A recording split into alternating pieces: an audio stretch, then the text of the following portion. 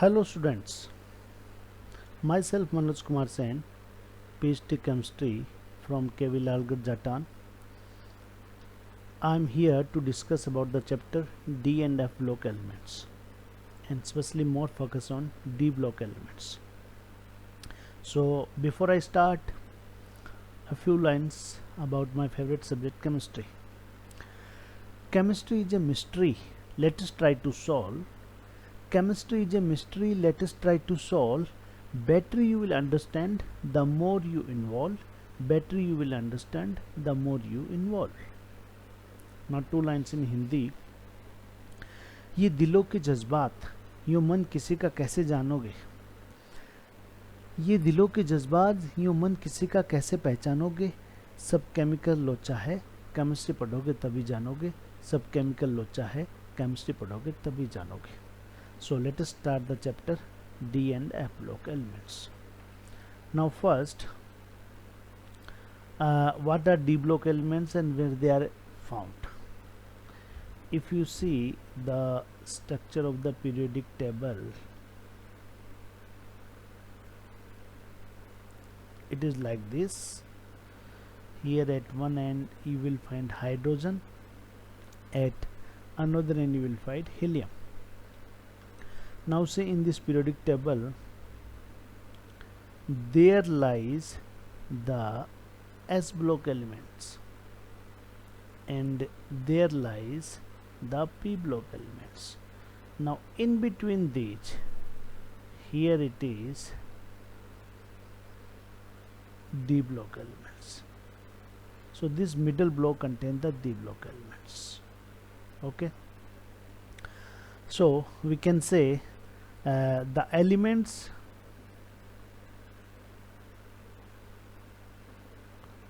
the elements lying between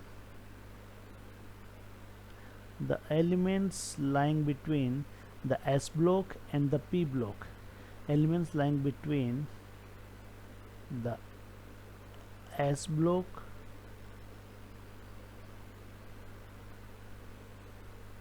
and the P block of the periodic table. The elements lying between the S block and the P block of the periodic table are called as D block elements. So in this way you can simply denote their position in the periodic table. So here it is the D block elements in the table. So this is your D block elements. Okay, now how will define them? It is their position. Okay, their another name is transition elements or transition metals.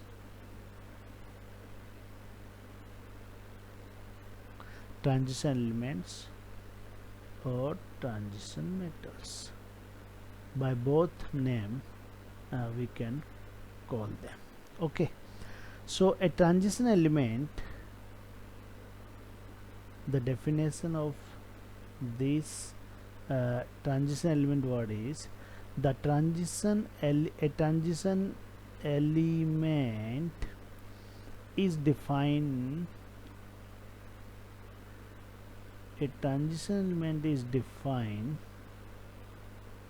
as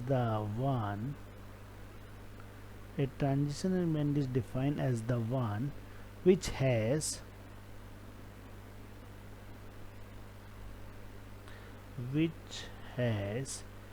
incomplete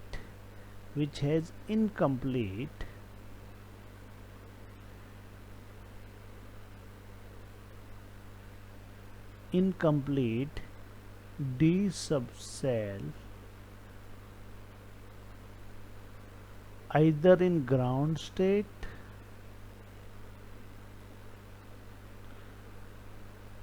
either in ground state or any of its oxidized state, either in ground state or in any of the oxidized state. Now see, for example, if we see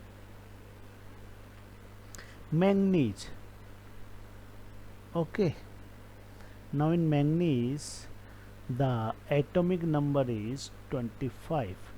You can write its electron configuration is up to argon, that is up to 18, then 3d5 and 4s2.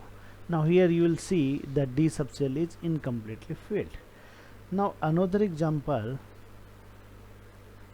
of copper, atomic number 29. Now you see up to argon 18. After that it should be 3d9 and 4s2. Okay, up to argon 18, then 18 or 9 27, and then 2 29. Now it should be like that. But what happens, this D9 is just short of the completely filled D subshell. It means just one electron short. So here these two electrons from the S subshell, one of these two get transferred here, and the actual configuration of copper becomes argon and 3d10 and 4s2. Now by this definition, incomplete D subshell, but here it is not incomplete. Then what happened in case of copper 2 plus? Now this is the ground state of copper 29. Now here the one of the oxidized state of copper, that is Cu2 plus, the electron configuration will be okay, one thing I should make correct. When one electron go from there to there, 4s2 3d9, then here only left 1, otherwise electron would have been 30, so it is 4s1. Now when we make copper 2 plus, then the 2 electron loss will be, one electron will be this one, and then one electron from here. So we left with argon, then 3d9 4s0. Now in this state, copper fulfill this demand, incomplete D subshell. So that's why we say it should metal which is called transition element should have incomplete D subshell, either in ground state or any of its oxidized state. So here copper is the good example that in ground state it is not having incomplete D subshell, that is D10, but in one of the oxidized state Cu2 plus state it contains 3d9, that is incomplete. Now in this way copper falls under this category. Okay, now here if we see the general electronic configuration, the general electronic configuration of D subshell D block elements, it will be n-1, that is penultimate, that is second last D subshell, and it contain electron 1 to 10, and then ultimate, that is the last cell, that last subshell, that is ns, and it contain electron 0 to 2. Actually S is having 2 electron, but due to this shifting to make this D completely filled or exactly half filled, we may lose these S electrons. So S electron may be 0 to 1. Okay, or we will discuss more in the next video. Okay, see you.